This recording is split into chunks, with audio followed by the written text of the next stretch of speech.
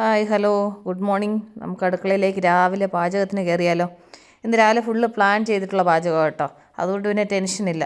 അപ്പോൾ ഞാൻ ആദ്യം അരി അടപ്പയിടാൻ വേണ്ടിയിട്ട് കുക്കറിനകത്ത് വെള്ളം വെച്ച്, ഞാൻ ആ വെള്ളം കാണിച്ചതിൻ്റെ കാര്യം വെച്ച് കഴിഞ്ഞാൽ കുക്കറിനകത്ത് ചോറ് വെക്കുന്നത് എങ്ങനെയാണെന്ന് ലാസ്റ്റ് വീക്കും ആരും എന്നോട് കമൻറ്റ് ചെയ്ത് ചോദിച്ചായിരുന്നു. അപ്പോൾ അവർക്ക് വേണ്ടിയിട്ടാണ് ഞാനിത് നിങ്ങളോട്ട് ഷെയർ ചെയ്യുന്നത്. ഞാൻ ആ കുക്കറിന് ഒരു 3/4 കുക്കറോളം വെള്ളം വെച്ചിട്ടുണ്ട്. ഈ ഗ്ലാസ്സിന് ഒരു 1.5 ഗ്ലാസ് അരി എടുത്തു. അത് നന്നായിട്ട് കഴുകി ക്ലീൻ ചെയ്തിട്ട് വെള്ളം തിളയ്ക്കുന്നുണ്ടായിരുന്നു. അപ്പോൾ ഞാനത് അതിലേക്ക് ഇട്ട് കൊടുത്തു. എന്നിട്ട് ഞാൻ എപ്പോഴും ചെയ്യുന്നത് പോലെ തവി കൊണ്ടൊന്ന് ഇളക്കിയതിന് ശേഷം നമ്മുടെ ചായരിപ്പ് വെച്ചിട്ട് അതിൻ്റെ മുകളിൽ നിന്ന് ഇങ്ങനെ ഒന്ന് അരിച്ചിഞ്ഞെടുക്കും. അതിനകത്ത് എന്തെങ്കിലും ഉണ്ടെന്ന് വിചാരിച്ചിട്ടും ചെയ്യുന്നതല്ലോ കേട്ടോ. അത് കഴിഞ്ഞിട്ട് വാഷർ നന്നായിട്ട് വെള്ളത്തിലൊന്ന് നനച്ചേം വെച്ചു, കുക്കർ അടച്ചു, എന്നിട്ട് വിസിൽ വെച്ചു. അപ്പോൾ അതങ്ങനെ വേവിക്കാൻ വിട്ടു. ആ നേരത്തിന് ഞാനിന്ന് സാമ്പാറാണ് ഉണ്ടാക്കുന്നത്. സാമ്പാർ ഞാൻ ഇന്നലെ പച്ചക്കറിയെല്ലാം ക്ലീൻ ചെയ്ത് റെഡിയാക്കി വെച്ചിട്ടുണ്ട്. അതുകൊണ്ട് ഇതിന് അരിഞ്ഞ അടപ്പേ വെച്ചാൽ മതി. അതിൻ്റെ കൂടെ ഞാനിന്ന് റവ ഇഡ്ഡലിയാണ് ഉണ്ടാക്കുന്നത്. ഇഡ്ഡലി മാവ് ഇപ്പം തണുപ്പായതുകൊണ്ട് പുറത്ത് വെച്ച് കഴിഞ്ഞാൽ പുളിക്കത്തില്ല, അത് പൊങ്ങി വരത്തില്ല എന്ന് വിചാരിച്ചിട്ട് ഞാനിപ്പം ചെയ്യുന്ന പരിപാടി എന്ന് വെച്ച് കഴിഞ്ഞാൽ ഓവനകത്ത് ഇങ്ങനെ അങ്ങ് വെക്കും. ഓവനകത്ത് വെച്ച് കഴിഞ്ഞാൽ കൊണ്ട് മാവ് ഇതുപോലെ നന്നായിട്ട് പുളിച്ച് പൊങ്ങി നിൽക്കും. അതിന് വേണ്ടിയിട്ട് ഞാനിപ്പോൾ ഓവനകത്താണ് അരിമാവ് അരച്ചിട്ട് വെക്കുന്നത്. ഇഡ്ഡലി ആയാലും ദോശയ്ക്കായാലും എന്തോത്തിനായാലും. അത് കഴിഞ്ഞ് ഞാൻ സാമ്പാറിന് ക്യാരറ്റ്, ബീൻസ്, വഴുതനങ്ങ, അതുപോലെ പടവലങ്ങ എല്ലാ സംഭവങ്ങളും ഇടും. ചെറിയൊരു കഷ്ണം ചേന, തക്കാളി, ഉള്ളി, ഉരുളൻകിഴങ്ങ് എല്ലാം എടുത്തിട്ടുണ്ട്. ഇനി ഇതെന്നാ ചെയ്യണമെന്ന് വെച്ച് കഴിഞ്ഞാൽ കൊണ്ട് ഇതെല്ലാം കൂടെ അരിഞ്ഞ് കുക്കറിലോട്ട് ഇടണം. അതിനാദ്യമായിട്ട് ഞാനാണെന്നുണ്ടെങ്കിൽ കുക്കറിനകത്ത് പരിപ്പ് കഴുകി അങ്ങ് വേവിക്കാൻ അടുപ്പിലോട്ട് വെക്കും. അത് തിളയ്ക്കുന്ന നേരത്തിന് ഞാൻ ഈ ക്ലീൻ ചെയ്ത് വെച്ചേക്കുന്ന പച്ചക്കറി ഞാനാണെന്നുണ്ടെങ്കിൽ അരിഞ്ഞ് അതിൻ്റെ കൂടെ ചേർക്കും കേട്ടോ. എനിക്കിപ്പോൾ സാമ്പാറിന് എടുക്കാൻ നോക്കിയപ്പോൾ എനിക്ക് തുമര കുറച്ചേ ഉള്ളൂ. പക്ഷേങ്കിൽ ഈ തുമരയുടെ ക്വാളിറ്റി എൻ്റെ കൂട്ടുകാർ നോക്കിക്കോണം. അത് കഴിഞ്ഞിട്ട് ഞാനാണെന്നുണ്ടെങ്കിൽ RMC പോയി മേടിച്ചുകൊണ്ട് വന്ന തുമര കേട്ടോ. നമ്മൾ എമർജൻസിക്ക് എന്തെങ്കിലും തുറക്കുക എടുക്കുക ചെയ്യണമെന്ന് വെച്ച് കഴിഞ്ഞാൽ നടക്കത്തില്ല, ഭയങ്കര കഷ്ടമായിരിക്കും. അത് കഴിഞ്ഞ് ഞാൻ വിചാരിച്ചു എന്നാൽ ശരി, ആവശ്യത്തിന് തുമര എടുത്തിട്ട് ബാക്കി അങ്ങ് ഇട്ട് വെക്കുകയും കൂടെ ചെയ്യാം. ഇത് പാത്രത്തിനകത്ത് കാലിയായി കഴിഞ്ഞാൽ വിട്ട് വെക്കാൻ സമയം കിട്ടത്തില്ല. ഞാനിങ്ങനെ എല്ലാം തീർന്നു കഴിഞ്ഞിട്ടായിരിക്കും ഞാൻ ഓരോന്ന് ഇട്ട് വെക്കുന്നത്. അങ്ങനെ ഞാൻ ബോട്ടിലിനകത്ത് ഇട്ട് വെച്ചു. അത് കഴിഞ്ഞിട്ട് എനിക്ക് ആവശ്യത്തിനുള്ള തുമര ഞാൻ പാത്രത്തിലെടുക്കുകയും ചെയ്തു കേട്ടോ. ഇച്ചിരി പറയുകയാണെന്നുണ്ടെങ്കിൽ എൻ്റെ അടുത്ത് ഇവിടെ ഇരുന്ന് ഞാനിവിടെ അടുത്ത കടയിൽ നിന്ന് മേടിച്ച തുമരയാണ്. പക്ഷേങ്കിൽ ആ തുമരയും ഈ RMC മേടിച്ചിട്ട് തുമരയും തമ്മിൽ ക്വാളിറ്റി ഒരുപാട് വ്യത്യാസമുണ്ട് കേട്ടോ. നല്ല സാധനം നമുക്ക് RMC പോയി കഴിഞ്ഞാൽ കിട്ടും. അതുകൊണ്ട് ഞാനാണെന്നുണ്ടെങ്കിൽ അങ്ങനെയുള്ള സാധനങ്ങളൊക്കെ RMC പോയാൽ മേടിക്കുന്നത്. അത് കഴിഞ്ഞിട്ട് ഞാൻ ആ അടപ്പയിൽ നിന്ന് അരി അടപ്പയിട്ടതിന് എടുത്ത് അപ്പുറത്തെ സ്റ്റൗവിലോട്ട് മാറ്റിയിട്ട് ഈ അടപ്പയിലോട്ട് അങ്ങ് സാമ്പാർ വെക്കാമെന്ന് വിചാരിച്ചു. അതിന് ഞാൻ വെള്ളത്തിനകത്ത് തുമര കഴുകി വേവിക്കാൻ വേണ്ടി അടുപ്പിലോട്ട് വെച്ചു. അത് കഴിഞ്ഞിട്ട് അതിൻ്റെ കൂട്ടത്തിൽ ഇങ്ങനെ നിന്നുകൊണ്ട് ഇങ്ങനെ പച്ചക്കറി അരിഞ്ഞ് അതും കൂടെ അതിൻ്റെ കൂടെ അങ്ങ് ചേർക്കാമെന്ന് വിചാരിച്ചു. അങ്ങനെ ഞാൻ ആ പച്ചക്കറി എല്ലാം അരിഞ്ഞെടുത്തു. ഇനി നമുക്ക് ഈ തിളച്ചുകൊണ്ടിരിക്കുന്ന തുമരയിലേക്ക് നമുക്കിതങ്ങ് ചേർത്ത് കൊടുക്കാം. എല്ലാ പച്ചക്കറിയും ഉണ്ട് കേട്ടോ, മിക്സാണ്. ഞാൻ വെക്കുന്ന സാമ്പാർ എപ്പോഴും ഇതുപോലാണ്. അതുകൊണ്ട് നല്ല ഹെൽത്തി ആയിട്ടുള്ള സാമ്പാറാണ്, എല്ലാ പച്ചക്കറികളും കൂടെ അടങ്ങുന്നതുകൊണ്ട്. അത് കഴിഞ്ഞിട്ട് പച്ചക്കറിയെ ഇട്ടതിന് ശേഷം അതിലേക്ക് ഞാനാണെന്നുണ്ടെങ്കിൽ ഒരു 1/2 ടീസ്പൂൺ മഞ്ഞൾപ്പൊടി ചേർത്ത് കൊടുക്കുന്നുണ്ട്. അത് കഴിഞ്ഞിട്ടാണെന്നുണ്ടെങ്കിൽ പിന്നെ ഇതിൻ്റെ കൂടെ ഞാൻ ചേർക്കുന്നത് ആവശ്യത്തിന് ഉപ്പൂടെ അങ്ങ് ചേർക്കുന്നുണ്ട്. അപ്പോൾ ഈ പച്ചക്കറിക്കകത്തൊക്കെ ഉപ്പൊക്കെ പിടിച്ച് നന്നായിട്ട് വെന്ത് കിട്ടുമല്ലോ, അതിന് വേണ്ടിയിട്ടാണ് ഞാൻ ഈ പച്ചക്കറിയും പരിപ്പും വേവിക്കാൻ നേരത്ത് ഉപ്പ് ചേർത്തങ്ങ് വെക്കുന്നത്. അത് കഴിയുമ്പോൾ പിന്നെ നമുക്ക് കടുക് വറുത്ത് കഴിഞ്ഞിട്ട് നമുക്ക് എല്ലാം മിക്സ് ചെയ്ത് കഴിഞ്ഞിട്ട് ഉപ്പിന് കുറവുണ്ടെന്നുണ്ടെങ്കിൽ അന്നേരം ബാക്കി ചേർത്ത് കൊടുക്കാം. എന്നാൽ കൂടി നമ്മൾ പച്ചക്കറി വേവിക്കാൻ വെക്കുന്നതിന് മുമ്പ് ഉപ്പൊക്കെ ചേർത്ത് വേണം അത് വേവിക്കാൻ വെക്കാനെ കൊണ്ട്. എന്നിട്ട് ഞാനത് നന്നായിട്ടൊന്ന് മിക്സ് ചെയ്ത് എന്നിട്ട് കുക്കറിൻ്റെ അടപ്പെടുത്ത് അത് നന്നായിട്ട് അടച്ച് വെച്ച് ഇനി ഞാൻ ഇതൊരു 5-6 വിസിലടുപ്പിച്ച് നന്നായിട്ട് അങ്ങ് വേവിക്കും കേട്ടോ.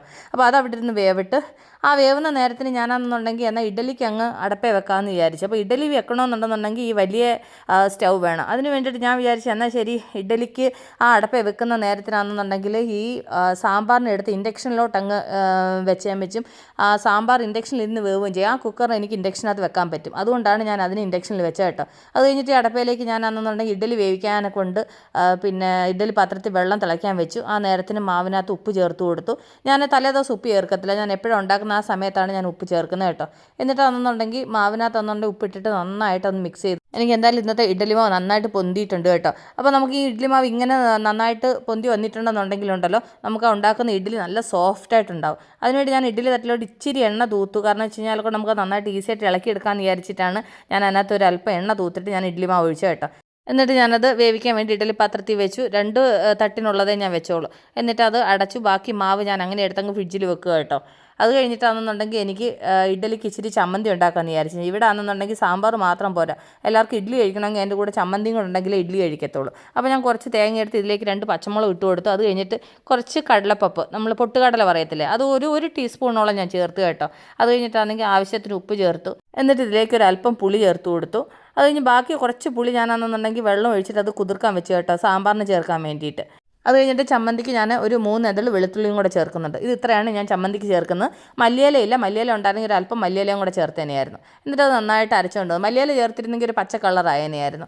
ഇതിപ്പം പച്ച കളർ വരാത്തതിൻ്റെ കാര്യം വെച്ചാൽ മല്ലിയില ചേർക്കാഞ്ഞതുകൊണ്ടാണ്. അല്ലെങ്കിൽ ഞാൻ എപ്പോഴും ഉണ്ടാക്കുന്ന ചമ്മന്തി ആണെന്നുണ്ടെങ്കിൽ ഒരു പച്ച കളർ ചമ്മന്തിയാണ് ഉണ്ടാക്കാറ്. അപ്പോൾ ഞാനൊരു അല്പം ചമ്മന്തി എടുത്തൊന്ന് ഉപ്പ് നോക്കിയതാണ് കേട്ടോ. എങ്ങനെയുണ്ട്, ടേസ്റ്റ് ഉണ്ടോ എന്ന് നോക്കണ്ടായോ, അതിന് വേണ്ടിയിട്ട് നോക്കിയത്. അപ്പോൾ ഉപ്പും പുളിയൊക്കെ കറക്റ്റായിട്ടുണ്ട്. അത് കഴിഞ്ഞിട്ട് അടുത്ത പരിപാടി എന്താണെന്ന് വെച്ച് കഴിഞ്ഞാൽ കൊണ്ട് ഇനി സാമ്പാറിന് കടുക് വറുക്കാൻ കുറച്ച് ചെറിയ ഉള്ളി അതൊന്ന് ക്ലീൻ ചെയ്തൊന്ന് അരിഞ്ഞെടുക്കാമെന്ന് വിചാരിച്ചു. സമയമായി കേട്ടോ, അപ്പൂസിനെ വിടാൻ സമയമായി വരുന്നുണ്ട്. അതുകൊണ്ട് ഞാനന്ന് ഫുള്ള് തിരക്കിലാണ്. എന്നിട്ട് ഞാൻ ഇഡ്ഡലി പാത്രം അപ്പുറത്തോട്ട് മാറ്റിയിട്ട് ഞാൻ സാമ്പാറിനങ്ങ് കടുക് വറുക്കാമെന്ന് വിചാരിച്ചു. അതിനുവേണ്ടി പാൻ അടപ്പ് വെച്ച് ഇതിലേക്ക് 2 ടേബിൾ സ്പൂൺ എണ്ണ ഒഴിച്ച് അതിലേക്ക് കുറച്ച് കടുക് ഇട്ട് കൊടുത്തു. എന്നിട്ട് ഇതിലേക്ക് കുറച്ച് കറിവേപ്പില, ഉണക്കമുളക്, കുറച്ച് ചെറിയുള്ളി ചെറുതായിട്ട് അരിഞ്ഞത്, ഇനി ഇത് നന്നായിട്ട് വറക്കുക. അപ്പോൾ അത് നന്നായിട്ട് ഫ്രൈ ആയിട്ടുണ്ട്. ഇതിലേക്ക് നമുക്ക് മസാലകൾ ചേർത്ത് കൊടുക്കാം. ഇതിലേക്ക് ഞാൻ ഒരു 2.5 ടേബിൾ സ്പൂൺ മുളക് പൊടി ചേർക്കുന്നുണ്ട്. നിങ്ങളുടെ എരിവിനനുസരിച്ച് നിങ്ങൾ ചേർക്കണം കേട്ടോ. അത് കഴിഞ്ഞിട്ട് ഞാനിപ്പം ചേർത്ത് മല്ലിപ്പൊടിയാണ്. ഞാൻ 2.5 ടേബിൾ സ്പൂൺ മല്ലിപ്പൊടി ചേർക്കുന്നുണ്ട്. അത് കഴിഞ്ഞ് ഇതിലേക്ക് ഞാൻ ചേർക്കുന്നത് മഞ്ഞൾപ്പൊടിയാണ്. ഒരു 1/4 ടേബിൾ സ്പൂൺ മഞ്ഞൾപ്പൊടി ചേർത്ത്. കാരണം നമ്മൾ പച്ചക്കറി വേവിക്കാൻ നേരത്ത് മഞ്ഞൾപ്പൊടി ചേർത്തതുകൊണ്ടാണ് കുറച്ച് ചേർത്തത്. 1/2 ടേബിൾ സ്പൂൺ ഉലുവാപ്പൊടി ചേർത്തു. അത് കഴിഞ്ഞിട്ടാണെന്നുണ്ടെങ്കിൽ അതേപോലെ 1/2 ടേബിൾ സ്പൂൺ കായപ്പൊടിയും കൂടെ ചേർക്കുന്നുണ്ട്. ഇത് ഇത്രയാണ് എൻ്റെ സാമ്പാറിൻ്റെ മസാല. എന്നിട്ട് നമുക്ക് നന്നായിട്ടൊന്ന് മിക്സ് ചെയ്തൊന്ന് ഫ്രൈ ചെയ്യാം. അപ്പോൾ മസാല നന്നായിട്ട് ഫ്രൈ ആയിട്ടുണ്ട്. ഇനി നമുക്ക് ഇതിലേക്ക് കുറച്ച് പുളിവെള്ളം ചേർത്ത് കൊടുക്കാം. ഞാൻ അപ്പോഴേ പുളി വെള്ളത്തിലിട്ടിരുന്നു. അപ്പോൾ അത് നന്നായിട്ട് കുതിർന്നിട്ടുണ്ടായിരുന്നു. അപ്പോൾ ഞാൻ ആ പുളിവെള്ളം അതിനകത്ത് ചേർത്ത് എന്നിട്ട് അത് നന്നായിട്ട് മിക്സ് ചെയ്തു. ഇനി നമ്മൾ സാമ്പാർ വേവിക്കാൻ വെച്ച് നമ്മുടെ പച്ചക്കറിയൊക്കെ വെന്തോന്ന് നോക്കാം. കുക്കർ എയറൊക്കെ പോയിട്ടുണ്ട്. നമുക്കൊന്ന് തുറന്ന് നോക്കാം. കണ്ടില്ലേ, സാമ്പാർ നന്നായിട്ട് വെന്ത് ഉടഞ്ഞിട്ടുണ്ട്. എനിക്ക് സാമ്പാർ എന്ന് പറഞ്ഞാൽ ഞാൻ നന്നായിട്ട് സ്മാഷ് ചെയ്തിട്ട് അങ്ങ് ഇത് ചെയ്യുക, എങ്കിലേ ഈ പിള്ളേർ പച്ചക്കറി ഇതിനകത്തുള്ളൂ, അതിന് വേണ്ടിയിട്ട്. എന്നിട്ട് ഞാൻ ആ ഫ്രൈ ചെയ്ത മസാലയും കൂടി ഇതിൻ്റെ കൂടെ ഇട്ടിട്ട് നന്നായിട്ട് മിക്സ് ചെയ്ത് ഒന്ന് ഉപ്പൊക്കെ നോക്കി. എനിക്ക് ഉപ്പൊക്കെ കറക്റ്റായിരുന്നു. എന്നിട്ട് ഞാൻ അടപ്പേ വെച്ചിട്ട് ഇത് നന്നായിട്ട് തിളപ്പിച്ച് കേട്ടോ. നമ്മുടെ സാമ്പാർ നന്നായിട്ട് കുറുകി നല്ല തിക്കായിട്ടുള്ള സാമ്പാർ റെഡി ആയിട്ടുണ്ട്. അപ്പോൾ സാമ്പാർ കുറച്ച് നേരം കൂടി ഇരുന്നൊന്ന് തിളക്കിയിട്ട് ആ നേരത്തിന് നമുക്ക് ഇഡ്ഡലി വെന്തോന്ന് നോക്കാം. അപ്പോൾ എൻ്റെ ഇഡ്ഡലി നന്നായിട്ട് വെന്തിട്ടുണ്ട്, നല്ല ചൂടായിട്ടോ. അപ്പോൾ എൻ്റെ കൂട്ടുകാർ നോക്കിക്കേ, ഞാൻ ഉണ്ടാക്കുന്ന റവ ഇഡ്ഡലിയാണ്, നല്ല സോഫ്റ്റായിട്ടുള്ള ഇഡ്ഡലിയാണ് കേട്ടോ. എൻ്റെ കൂട്ടുകാർ ഈ പൂ പോലത്തെ ഇഡ്ഡലി എന്ന് പറയുന്നത് കേട്ടിട്ടുണ്ടോ? ഇതിനാണ് പൂ പോലത്തെ ഇഡ്ഡലി എന്ന് പറയുന്നത്. ആക്ച്വലി ഞങ്ങളുടെ വീട്ടിലാണെന്നുണ്ടെങ്കിൽ ഇഡ്ഡലി നല്ല സോഫ്റ്റ് ആണെങ്കിലേ കഴിക്കത്തുള്ളൂ. അതുകൊണ്ടാണ് ഞാൻ ഈ അരി ഇഡ്ഡലി ഉണ്ടാക്കാതെ ഞാൻ ഈ റവ ഇഡ്ഡലി ഉണ്ടാക്കുന്നത്. അപ്പോൾ നമുക്ക് രാവിലത്തെ ബ്രേക്ക്ഫാസ്റ്റിനുള്ള ഇഡ്ഡലി റെഡിയായി, സാമ്പാർ, അതുപോലെ തന്നെ ചമ്മന്തി, ഇതെല്ലാം റെഡിയായി. അപ്പം രാവിലത്തെ ഒരുവിധം പണികൾ ഇങ്ങനെ കഴിഞ്ഞുകൊണ്ടിരിക്കുന്നു. അതിൻ്റെ ഇടയ്ക്ക് ചോറ് വെന്തോ നോക്കാം. അപ്പോൾ ചോറ് ഊറ്റിയിടണം. അപ്പോൾ അതിൻ്റെ എയറൊക്കെ പോയി. അപ്പോൾ നമുക്കൊന്ന് തുറന്ന് നോക്കാം. അപ്പോൾ ഈ കുക്കറിനകത്ത് ചോറ് വെക്കാൻ അറിയാത്തവർക്ക് വേണ്ടിയിട്ട് ഞാനിത് പിന്നെയും ഷെയർ ചെയ്യുന്നത് കേട്ടോ.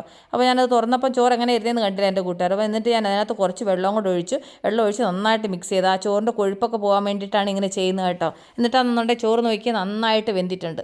എൻ്റെ കൂട്ടുകാർക്ക് ഞാൻ ഒരു നണി ചോറെടുത്ത് കാണിക്കാം, അപ്പോൾ മനസ്സിലാവും. കണ്ടില്ല, അപ്പം ചോറ് നന്നായിട്ട് വെന്തിട്ടുണ്ട്. ഇനി നമുക്കിതൊന്ന് തിളപ്പിക്കണം. ഒന്ന് തിളപ്പിച്ചതിന് ശേഷമാണ് ഇത് ഊറ്റിയിടുന്നത്. അപ്പോൾ ഞാനിത് അടപ്പയിലൊന്ന് തിളപ്പിക്കാൻ വെക്കട്ടെ. അത് തിളയ്ക്കാൻ വെച്ച നേരത്തിന് ഇനി മീൻ ഫ്രൈ ചെയ്യണം. വെറും സാമ്പാർ മാത്രമായിട്ട് അങ്ങനെ ഊണ് കൊടുത്തു വിടുന്നത്. അപ്പോൾ ഞാനാണെന്നുണ്ടെങ്കിൽ ഇന്നലെ രാത്രിയിലാണെങ്കിൽ അയില ഫ്രീസറിൽ നിന്ന് എടുത്ത് ഫ്രിഡ്ജിൽ വെച്ചായിരുന്നു. അപ്പോൾ അതിൻ്റെ ഐസൊക്കെ പോയി ഇരിപ്പുണ്ട്.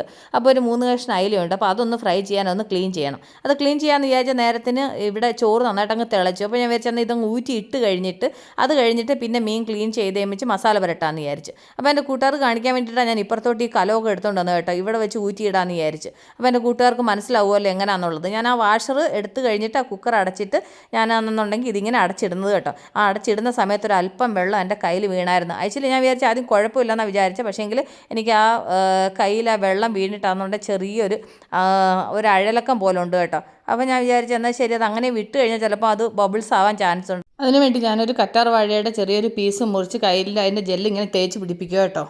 കാരണം വെച്ച് കഴിഞ്ഞാൽ കൊണ്ട് അതങ്ങനെ തൂത്ത് കഴിഞ്ഞാൽ കൊണ്ട് നമുക്ക് ആ ഒരു അഴലൊക്കെ ഉള്ളത് അതങ്ങ് പോവും. ഞാനിത് ഫ്രിഡ്ജിനകത്ത് സ്റ്റോക്ക് ചെയ്ത് വെച്ചിട്ടുണ്ട്. ഒരു പീസ് ഇങ്ങനെ കട്ട് ചെയ്ത് വെച്ചിട്ടുണ്ട്. എമർജൻസിക്ക് എപ്പോൾ വേണമെന്ന് അറിയാൻ പറ്റത്തില്ല, അതിന് വേണ്ടിയിട്ട്. അത് കഴിഞ്ഞ് ചോറിൻ്റെ വെള്ളമൊക്കെ പോയി. ഇനി ഇത് നന്നായിട്ട് പൊരിച്ചെടുക്കണം. അത് കഴിഞ്ഞിട്ടാണെന്നുണ്ടെങ്കിൽ ഞാനത് മുരിക്കാൻ വേണ്ടിയിട്ടാണെന്നുണ്ടെങ്കിൽ സ്റ്റൗ കത്തിച്ച് ഇതിലേക്കൊരു 2 മിനിറ്റ് നമുക്ക് ഇതിൽ വെച്ചിട്ട് നന്നായിട്ട് ആ വെള്ളം ഒന്ന് ഡ്രൈ ആക്കി എടുക്കണം. അത് കഴിഞ്ഞിട്ട് ഞാൻ മീൻ നന്നായിട്ട് ക്ലീൻ ചെയ്ത് കൊണ്ടുവന്ന് ഇനി നമുക്കിത് വറക്കാൻ വേണ്ടുന്ന മസാല ചേർത്ത് കൊടുക്കാം. 1/2 ടേബിൾ സ്പൂൺ മുളക് പൊടി, 1/4 ടേബിൾ സ്പൂൺ മഞ്ഞൾപ്പൊടി, 1/2 ടേബിൾ സ്പൂൺ കുരുമുളക് പൊടി, ആവശ്യത്തിന് ഉപ്പ്, 1/2 ടീസ്പൂൺ ഇഞ്ചി വെളുത്തുള്ളി പേസ്റ്റ്, അരമുറി നാരങ്ങാനീര്. ഇത് ഇത്രയും കൂടെ നന്നായിട്ട് മിക്സ് ചെയ്യുക. മിക്സ് ചെയ്തിട്ട് മീനിനകത്ത് നന്നായിട്ട് അങ്ങ് മാരിനേറ്റ് ചെയ്യണം. അപ്പോൾ ഞാൻ മീൻ നന്നായിട്ട് മാരിനേറ്റ് ചെയ്തു. ഇനി ഒരു അരമണിക്കൂർ ഇതിവിടെ ഇരിക്കട്ടെ. ആ നേരത്തിന് ചോറ് നന്നായിട്ട് ഡ്രൈ ആയി. കണ്ടില്ലേ, നമ്മൾ ഈ കുക്കറിനകത്ത് ചോറ് വെക്കുന്ന നമ്മൾ പാത്രത്തിൽ വെക്കുന്നത് പോലെ ഇരിക്കും. ഞാൻ ഈ കുക്കറിനകത്ത് ചോറ് വെക്കുന്നതിൻ്റെ കാര്യം എന്ന് വെച്ച് കഴിഞ്ഞാൽ സമയലാഭത്തിന് വേണ്ടിയിട്ടാണ് കുക്കറിനകത്ത് വെക്കുന്നത്. എന്നിട്ട് ഞാൻ അത് അടപ്പയിൽ കുഞ്ഞിന് കുറച്ച് എഗ് റൈസ് റെഡിയാക്കാൻ വേണ്ടിയിട്ട് എഗ് റൈസ് വെച്ചു. അവന് കൊണ്ടുപോകാൻ വേണ്ടി മാത്രം ഉണ്ടാക്കിയതാണ് കേട്ടോ. പെട്ടെന്ന് തട്ടിക്കൂട്ടിയുള്ള എഗ് റൈസാണ്. കാരണം വെച്ചാൽ അവന് ടൈം ആയായിരുന്നു. അപ്പോൾ അവന് കൊണ്ടുപോകാനെ കൊണ്ട് വേഗം വെച്ച് റൈസ് ആവണമല്ലോ എന്ന് വിചാരിച്ചാൽ അവന് വേണ്ടി കൊണ്ടുപോകാൻ വേണ്ടിയുള്ളത് മാത്രം ഉണ്ടാക്കിയതാണ്. ഇനി ഇതങ്ങ് ടിഫിൻ ബോക്സിലോട്ട് പാക്ക് ചെയ്തിട്ട് അപ്പൂസിനങ്ങ് റൈസും കൂടെ കൊടുത്ത് വിട്ട് കഴിഞ്ഞാൽ കൊണ്ട് അവൻ്റെ പരിപാടി കഴിയും. അത് കഴിഞ്ഞിട്ട് മറ്റുള്ളവരെ വിടാനുള്ള പരിപാടി ഞാൻ നോക്കിയാൽ മതി. അപ്പോൾ എന്തായാലും ഞാൻ ഈ ബോക്സിനകത്തോട്ട് ഞാൻ ഈ ചോറെല്ലാം ഒന്ന് പാക്ക് ചെയ്തിട്ട് അപ്പൂസിന് കൊണ്ടുപോകാനുള്ള റൈസ് ടിഫിൻ ബോക്സിൽ പാക്ക് ചെയ്തു. അതിൻ്റെ അടപ്പ് വെച്ച് അടച്ച്, അത് കഴിഞ്ഞ് എൻ്റെ മുകളിൽ വേറൊരു അടപ്പുണ്ട്. അപ്പോൾ അത് രണ്ടും പാക്ക് ചെയ്തു. ഇനി അവനെ വിട്ടു. അത് കഴിഞ്ഞ് നമുക്ക് മീൻ വറക്കാം. അതിന് വേണ്ടി ഞാൻ പാനിനകത്ത് കുറച്ച് എണ്ണ ഒഴിച്ച് അത് കഴിഞ്ഞിട്ട് മീൻ അതിലേക്ക് ഇട്ടിട്ട് അടച്ച് വെച്ചിട്ട് ലോ ഫ്ലെയിമിൽ നമുക്ക് വേവിക്കാം. അപ്പോൾ നമ്മുടെ മീൻ ഫ്രൈ ആയി നോക്കാം. ഒരു സൈഡ് ഫ്രൈ ആയെങ്കിൽ നമുക്കതൊന്ന് തിരിച്ചിട്ട് കൊടുക്കാം. അത് നന്നായിട്ട് ഫ്രൈ ആയിട്ടാണ് തോന്നുന്നു. അപ്പോൾ നമുക്കതൊന്ന് തിരിച്ചിട്ടിട്ട് അപ്പുറത്തെ സൈഡ് ഇതുപോലെ നന്നായിട്ട് ഫ്രൈ ചെയ്തെടുക്കണം. ഇവിടെ അച്ചയ്ക്കെന്ന് പറഞ്ഞു കഴിഞ്ഞാൽ മീനാണെന്നുണ്ടെങ്കിൽ അങ്ങ് ഭയങ്കര ക്രിസ്പി ആയിട്ട് ഫ്രൈ ആവണം. എനിക്ക് അങ്ങനെ ഫ്രൈ ആവുന്ന ഇഷ്ടമല്ല. പക്ഷേ എങ്കിൽ അങ്ങനെ ഫ്രൈ ആയില്ലെങ്കിൽ അച്ഛൻ കഴിക്കത്തുമില്ല. അതുകൊണ്ടാണ് ഞാൻ കുറച്ച് ഡീപ്പായിട്ട് ഫ്രൈ ചെയ്യുന്നത് കേട്ടോ. പക്ഷേ എങ്കിൽ ഞാൻ എണ്ണ ഒരുപാട് ഒഴിക്കത്തില്ല. ഞാനിങ്ങനെ ഷാലോ ഫ്രൈ ആണ് ചെയ്യുന്നത്, ഡീപ്പ് ഫ്രൈ ചെയ്യത്തില്ല. കാരണം വെച്ച് കഴിഞ്ഞാൽ എണ്ണ പിന്നെ എടുത്ത് വേറെ പാത്രത്തിലാക്കി വെച്ച് പിന്നെ അത് നമുക്ക് ഒരുപാട് എണ്ണ വേസ്റ്റാകും. ഇതാകുമ്പോൾ ഒരു നേരം ഞാൻ ഫ്രൈ ചെയ്യാനുള്ള എണ്ണ ഞാൻ ഒഴിക്കത്തുള്ളൂ. അപ്പോൾ ആ മീൻ ഫ്രൈ ചെയ്ത് ബാക്കി എണ്ണ അതങ്ങനെ കളയാണ് ചെയ്യുന്നത്. ആ മീൻ ഫ്രൈ ആവുന്ന നേരത്തിന് ഒരു മുട്ട പൊരിക്കാം. എൻ്റെ മൂത്ത മകൻ മീൻ കൊണ്ടുപോകത്തില്ല. അതിന് വേണ്ടിയിട്ട് അവന് കൊണ്ടുപോകാൻ മുട്ട പൊരിക്കാൻ വേണ്ടി മുട്ട പൊട്ടിച്ച് പാത്രത്തിലേക്ക് ഒഴിച്ച് അതിലേക്ക് കുറച്ച് സവാള, ഇച്ചിരി കുരുമുളക് പൊടി, അതുപോലെ തന്നെ ആവശ്യത്തിന് ഇച്ചിരി ഉപ്പ് ഇട്ട് കൊടുത്തു. എന്നിട്ട് ഇത് നന്നായിട്ട് മിക്സ് ചെയ്തു. അത് വിടിരിക്കട്ട്. ആ നേരത്തിന് നമ്മളുടെ മീൻ ഫ്രൈ ആയി നോക്കാം. നോക്കിയാൽ മീൻ നന്നായിട്ട് ഫ്രൈ ആയിട്ടുണ്ട്. അച്ഛ അപ്പോൾ അപ്പൂസിനെ സ്കൂളിൽ കൊണ്ടുപോയി വിട്ടിട്ട് വന്നു കേട്ടോ. അപ്പോൾ അച്ഛയ്ക്ക് അങ്ങ് കഴിക്കാൻ കൊടുക്കാമെന്ന് വിചാരിച്ചിട്ട് ഞാൻ ഇഡ്ഡലിയും സാമ്പാറും ചമ്മന്തി എല്ലാം കൂടി ഇങ്ങനെ ഒരു പാത്രത്തിലാക്കി അച്ഛയ്ക്ക് അങ്ങ് കൊടുത്തു. അപ്പോൾ അച്ഛ അവിടെ ഇരുന്ന് ബ്രേക്ക്ഫാസ്റ്റ് കഴിക്കുന്നു. ഇനി ആ നേരത്തിന് അച്ഛയ്ക്ക് കൊണ്ടുപോകാനുള്ളത് കൂടെ അങ്ങ് പാക്ക് ചെയ്യാമെന്ന് വിചാരിച്ചു. അച്ഛയ്ക്ക് കൊണ്ടുപോകാൻ വേണ്ടിയിട്ട് കുറച്ച് ചോറെടുത്തു. അച്ഛയുടെ ലഞ്ച് ബോക്സ് ഇത്രയും മതി കേട്ടോ, ഒരുപാട് കഴിക്കത്തില്ല. അത് കഴിഞ്ഞിട്ട് കുറച്ച് മാങ്ങാച്ചാർ എടുത്തു. എന്നിട്ട് അതങ്ങ് അടച്ചു വെച്ചു. അത് കഴിഞ്ഞിട്ട് പിന്നെ ആണെന്നുണ്ടെങ്കിൽ സാമ്പാർ. അച്ഛയ്ക്ക് പിന്നെ ചോറ് കുറവാണെങ്കിൽ സാമ്പാർ കൂടുതൽ വേണം. അച്ഛയ്ക്ക് ഇങ്ങനെ ഡ്രൈ ആയിട്ട് കഴിക്കുന്ന ഇഷ്ടമല്ല, ഇച്ചിരി നനഞ്ഞ് ഇരിക്കണം. അങ്ങനെയാണ് സാമ്പാർ വേണ്ടുന്നത്. അതിൻ്റെ കൂടാതെ ഒരു മീൻ വറുത്തത് കൂടെ എടുത്ത് വെച്ചിട്ടുണ്ട്. അപ്പോൾ അതിനെ ഒരുമിച്ച് വെക്കാൻ പറ്റാഞ്ഞുകൊണ്ട് രണ്ടായിട്ട് മുറിച്ച് അതിനെ പാക്ക് ചെയ്തു. അപ്പം ചോറ്, സാമ്പാർ, മീൻ വറുത്ത എല്ലാം പാക്കാക്കി. ഇനി അച്ഛൻ പറഞ്ഞു വിട്ടതിന് ശേഷം ഇനി എൻ്റെ മൂത്ത മകന് വേണ്ടുന്ന മുട്ട അങ്ങ് പൊരിക്കാമെന്ന് വിചാരിച്ചു. ആൾറെഡി മിക്സ് ചെയ്ത് വെച്ചിട്ട് കുറേ നേരമായി. അപ്പോൾ രാവിലത്തെ പരിപാടികൾ ഒരുവിധം കഴിയാറായി. അപ്പോൾ എൻ്റെ മൂത്ത മകനെ കൊണ്ടൊന്ന് വിടട്ട്. അത് കഴിഞ്ഞിട്ട് നമുക്ക് കാണാം കേട്ടോ. അപ്പോൾ ഞാൻ എല്ലാവരും വിട്ട് കഴിഞ്ഞിട്ട് ഞാൻ ബ്രേക്ക്ഫാസ്റ്റ് കഴിക്കാനിരുന്നു. അപ്പോൾ ഞാനാണെന്നുണ്ടെങ്കിൽ 2 ഇഡ്ഡലി കഴിക്കാനെടുത്തു. അതിൻ്റെ കൂട്ടത്തിലാണെന്നുണ്ടെങ്കിൽ നമ്മളുടെ അടിപൊളി സാമ്പാർ. അത് കഴിഞ്ഞിട്ടാണെന്നുണ്ടെങ്കിൽ പിന്നെ എന്തായിരുന്നു, അതിൻ്റെ കൂടെ നമ്മൾ ചമ്മന്തിയും കൂടെ അരച്ചിട്ടുണ്ടായിരുന്നല്ലോ. അപ്പോൾ അവർക്ക് എല്ലാവർക്കും കൊടുത്തതിൻ്റെ ബാക്കി കുറച്ച് ചമ്മന്തിയും ഇഡ്ഡലിയും സാമ്പാറും ഒക്കെ ഉണ്ടായിരുന്നു. അപ്പോൾ അതെല്ലാം എടുത്തോണ്ട് ഞാൻ കഴിക്കാൻ വിട്ടിരുന്നതാണ് കേട്ടോ. അപ്പോൾ രാവിലത്തെ എൻ്റെ ബ്രേക്ക്ഫാസ്റ്റിൻ്റെ കൂട്ടുകാർ കണ്ടല്ലോ. രാവിലത്തെ ബിസി മോർണിംഗ് എന്ന് പറയുന്നത് എൻ്റെത് ഇങ്ങനെയാണ്. രാവിലെ എന്നും പലർക്ക് പല തരത്തിലുള്ള ബ്രേക്ക്ഫാസ്റ്റും ലഞ്ചും എല്ലാം റെഡിയാക്കണം. അപ്പോൾ എനിക്കത് രാവിലെ നല്ല തിരക്ക് പിടിച്ച പണിയായിട്ടോ. എനിക്കാണെന്നുണ്ടെങ്കിൽ ഈ സാമ്പാറും ചമ്മന്തിയും ഇത് ഇഡ്ഡലി എല്ലാം കൂടെ നന്നായിട്ട് ഇങ്ങനെ മിക്സ് ചെയ്ത് കഴിച്ചെങ്കിൽ എനിക്ക് ആ ഒരു ടേസ്റ്റ് ഉള്ളൂ കേട്ടോ. അപ്പോൾ എൻ്റെ രാവിലത്തെ ബ്രേക്ക്ഫാസ്റ്റ് ഇതാണ്. രാവിലത്തെ എൻ്റെ തിരക്ക് പിടിച്ച പണി എൻ്റെ കൂട്ടുകാർ കണ്ടല്ലോ. എല്ലാ ദിവസവും ഇതേ അവസ്ഥയാട്ടോ എനിക്ക്. അപ്പം ഇതാണ് എൻ്റെ ഇന്നത്തെ ആഹാരം. ബ്രേക്ക്ഫാസ്റ്റ് ആയാലും ലഞ്ച് ആയാലും ഇന്നത്തെ പരിപാടികൾ ഇതൊക്കെയാണ്. അപ്പോൾ അവർക്കൊക്കെ എന്താ കൊടുത്തുവിട്ട് അതൊക്കെ തന്നെയാണ് ഇന്ന് ഉച്ചയ്ക്ക് ഞാനും കഴിക്കുന്നത്. അപ്പോൾ ഞാൻ ഈ ബ്രേക്ക്ഫാസ്റ്റ് ഒന്ന് കഴിക്കട്ടെ. അപ്പോൾ ഞാൻ ഈ വീഡിയോയുടെ വൈൻഡപ്പ് ചെയ്യാണ്. അപ്പോൾ നമ്മൾ ഉടൻ തന്നെ അടുത്ത വീഡിയോ ആയിട്ട് വീണ്ടും കാണും വരെ. Take care. ബൈ.